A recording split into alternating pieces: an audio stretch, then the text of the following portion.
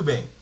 Vamos ver uma característica muito interessante dos microcontroladores Cortex M4 da Texas, que é a presença dos Low Power Modes, os modos de consumo de corrente. Esse bloco de consumo de corrente foi totalmente revisado e reformado em relação aos Cortex M3 da Texas. E uma série de novas features, de novas características foram agregadas a ele para dar melhor desempenho.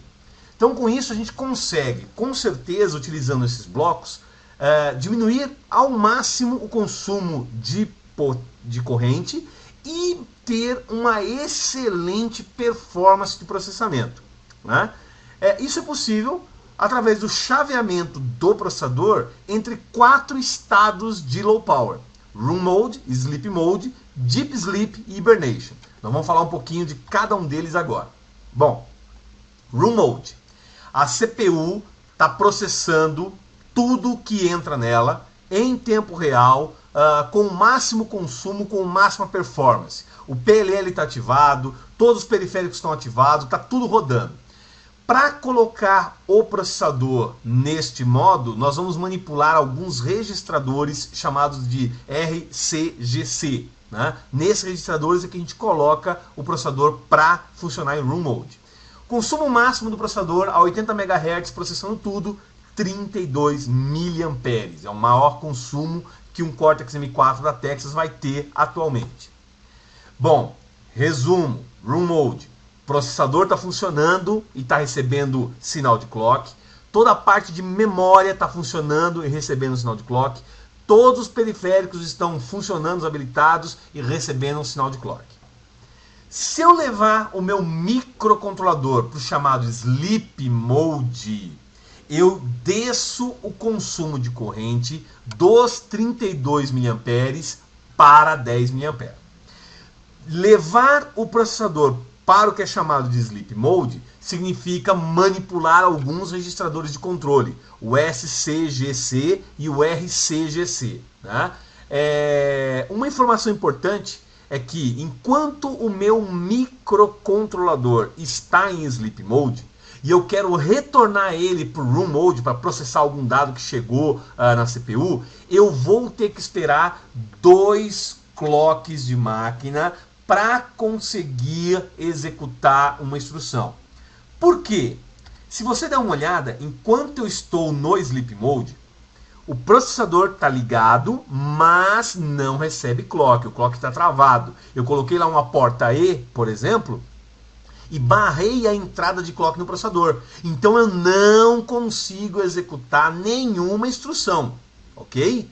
O meu sistema de memória também está travado. Ele está ligado, tem energia nele, mas não chega pulso de clock. Quem está ligado e funcionando são os periféricos. Então, por exemplo, no Sleep Mode, eu posso, lá no Room Mode, programar o meu conversor AD, passar o comando para o conversor AD funcionar e transitar o meu processador para Sleep Mode. Enquanto o conversor AD termina a sua conversão, o meu processador e o meu sistema de memórias ficam on-hold, ficam travados, aguardando que o meu conversor AD dê um sinal de que terminou a conversão. Quando ele tiver terminado a conversão, eu tiro o meu processador do Sleep Mode e levo ele para o Room Mode, ligando o meu sinal de clock. E aí ele consegue processar aquele sinal que veio do conversor AD. Ficou clara a ideia de chaveamento entre Sleep Mode e Room Mode? Esse chaveamento permite que, enquanto não seja necessário que o processador trate uma instrução que chegou para ele trabalhar, ele economiza energia. Então a engenharia de software para economia de energia faz uso da mecânica de hardware disponível no Cortex M4 para levar ele de Room Mode para Sleep Mode e de Sleep Mode para Room Mode. Mas não apenas isso. Nós temos também o Deep Sleep Mode. No Deep Sleep Mode eu tenho um consumo da ordem de 1 mA. Se eu levar em consideração que no Room Mode eu tenho 32 mili, Se eu conseguir fazer, na maior parte do tempo, o meu microcontrolador trabalhar em Deep Sleep, eu economizei 32 vezes o meu consumo. Uma bateria que durava um mês, se eu conseguir na maior parte do tempo fazer com que o meu processador trabalhe em Deep Sleep, eu consigo fazer essa conta de padaria, né? E sem muito apreço aos resultados, eu teria uma bateria que durava 32 vezes mais. 32 meses. Ficou claro ou não? Características importantes. Se, dependendo do tipo de oscilador que eu estou utilizando, eu posso demorar para sair do Deep Sleep Mode e começar a executar um código de 350 microsegundos, se eu estou usando um oscilador, ou 1,25 microsegundos, se eu estou utilizando outro oscilador.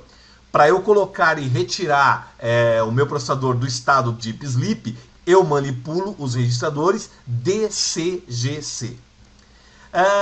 O que acontece no Deep Sleep? O processador está alimentado, mas está travado. Memória está alimentada, mas está travada. E apenas alguns periféricos que não são dependentes do PLL estão habilitados. Por exemplo, a minha GPIO não depende do PLL, ela pode estar habilitada. Alguns outros periféricos, com comparador analógico, não depende do PLL, pode estar habilitado. E esses periféricos podem gerar uma interrupção que retiram o meu processador do estado Deep Sleep e retorna para o Room Mode. Uma novidade que está presente no Cortex M4 é um módulo, um periférico chamado módulo de hibernação, que contém uma série de características, como, por exemplo, um relógio de tempo real de 32 bits, pinos dedicados para fazer o wake up, né, para poder acordar o meu microcontrolador, uma bateria externa que pode ser utilizada para manter o relógio e programar que o meu microcontrolador acorde em intervalos periódicos, etc.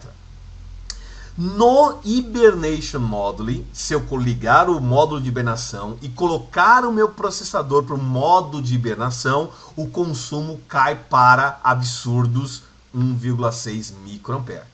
Se eu levar em consideração aquele valor que eu tinha lá de 32 mili, a redução é mais de 1000 vezes em comparação com o que eu tenho aqui. E o que eu consigo fazer com isso? Bom, aí a gente pode ficar falando horas e horas e horas sobre a tua aplicação. Tem N aplicações possíveis para a utilização do RTC. Lembre-se, no módulo de hibernação, CPU, memória e periféricos estão desligados. Ele nem tem energia, nem tem clock. Mas o módulo de hibernação funciona. Então eu posso programar o módulo de hibernação para gerar interrupções regulares e mandar fazer, levar o meu processador para o módulo run, onde eu programo o meu conversor AD para fazer uma conversão, terminou a conversão, eu volto esse cara para o modo de hibernação. E essa entrada e saída do Hibernate Mode é quem vai gerar uma economia de energia ao longo do tempo no teu projeto, no teu produto. Um quadro de resumo disso tudo, os modos de operação estão aí, Room Mode, Sleep Mode, Deep Sleep, e o hibernação com N características. Eu tenho ele com o VDD on, com o RTC ligado e sem o RTC, a alimentação que ele pode fazer, se tem clock ou se não tem clock, o que está funcionando, e o mais legal é olhar esse quadro comparativo, né, de 32 mA do Room Mode para até 1,6 microamperes se eu estiver no modo de hibernação sem ligar o Hibernate, ok? Sem ligar o RTC, ok?